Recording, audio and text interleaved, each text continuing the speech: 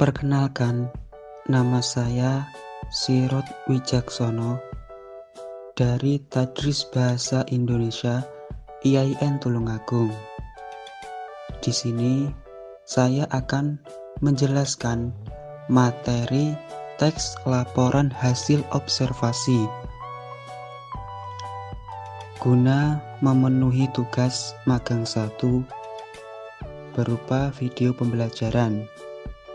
Assalamualaikum warahmatullahi wabarakatuh. Selamat pagi anak-anak. Sebelum memulai pembelajaran hari ini, marilah kita berdoa bersama.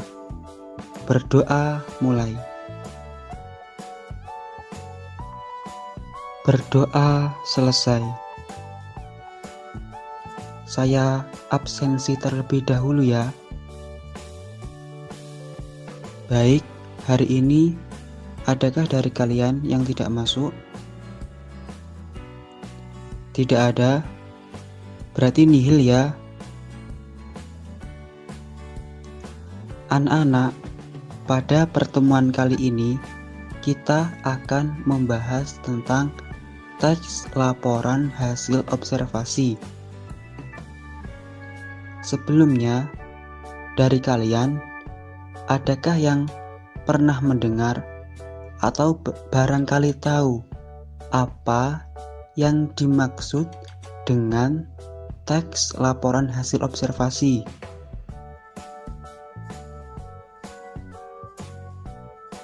Belum ada?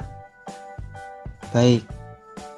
Sebelum kita mengetahui apa itu yang dimaksud dengan teks laporan hasil observasi, alangkah lebih baiknya kita mengetahui manfaat-manfaat apa saja yang kita dapat setelah mempelajari teks laporan hasil observasi. Di antara manfaat-manfaat mempelajari teks laporan hasil observasi adalah 1. Menambah pengetahuan serta wawasan tentang objek atau proses yang diamati. 2. Mendapatkan data-data yang objektif sesuai dengan fakta yang ada. 3. Dari data hasil observasi, pembaca dapat menafsirkan dan menginterpretasikan suatu peristiwa atau objek tertentu. Yang keempat, mengetahui kronologis peristiwa. Dengan data observasi yang runtut dan urut akan memudahkan siswa dalam menyambung tiap penggalan peristiwa. Nah, yang dimaksud dengan teks laporan hasil observasi. Teks laporan hasil observasi adalah teks yang memberikan informasi secara umum tentang sesuatu berdasarkan fakta dan hasil pengamatan secara langsung. Selanjutnya yaitu ciri umum dan ciri kebahasaan teks laporan hasil observasi. Yang pertama yaitu ciri umumnya, bersifat objektif dan tidak memihak, harus ditulis berdasarkan fakta yang terjadi pada saat pengamatan, tidak mengandung hal-hal yang bersifat menyimpang, dugaan-dugaan yang tidak tepat, atau pemihakan terhadap sesuatu. Ciri kebahasaan teks laporan hasil observasi: adanya frasa atau kelompok kata, adanya konjungsi dan tetapi, kalimat tunggal, kalimat majemuk, kata kerja, dan menggunakan berbagai istilah. Struktur laporan hasil observasi. Struktur laporan hasil observasi ini ada 3, yaitu pernyataan umum, deskripsi bagian, dan simpulan.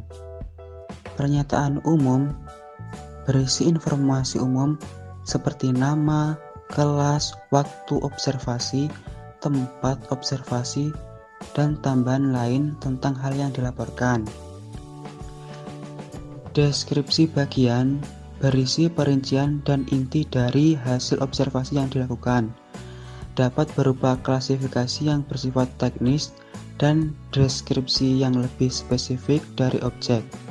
Misalnya, kualitas, bagian, fungsi, kebiasaan, dan kegunaan. Yang terakhir yaitu simpulan. Simpulan ini berisi ringkasan umum dari hal yang dilaporkan. Nah, ini adalah contoh teks laporan hasil observasi.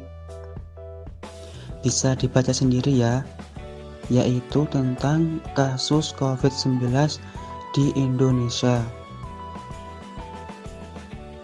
Setelah membaca teks laporan hasil observasi di atas, tugas kalian selanjutnya adalah mengerjakan soal-soal ini.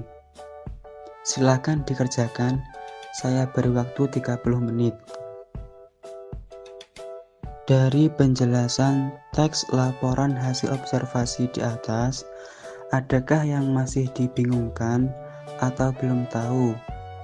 Silakan bertanya. Tidak ada?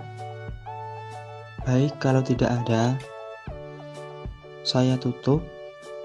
Sekian penjelasan saya hari ini mengenai teks laporan hasil observasi.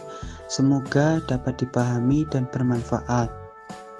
Kurang lebihnya mohon maaf. Wassalamualaikum warahmatullahi wabarakatuh.